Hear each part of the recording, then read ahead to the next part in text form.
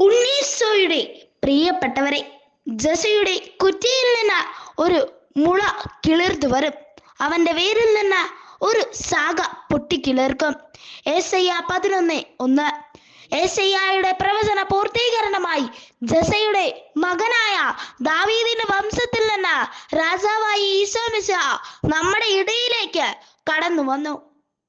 ദാവീദ് വംശത്തിൽ മുളപൊട്ടിയ രാജാധിരാജനുമേൽ അവസിച്ച പരിശുദ്ധാത്മാവിനെ പറ്റി വീണ്ടും പ്രവാചകൻ കൂട്ടിച്ചേർക്കുന്നുണ്ട്.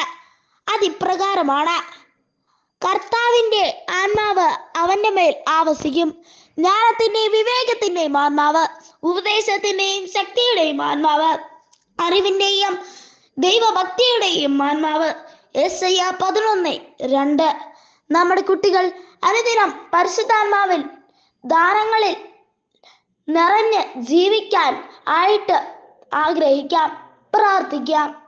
പൗലോസ്ലീഹ മാതാപിതാക്കന്മാരോട് പറയുന്നത് ഇപ്രകാരമാണ്: പിതാക്കന്മാരെ, നിങ്ങൾ കുട്ടികളിൽ കോപം ഉളവാക്കരുത്, അവരെ കർത്താവിന്റെ ശിക്ഷണത്തിലും ഉപദേശത്തിലും വളർത്തുവിൻ.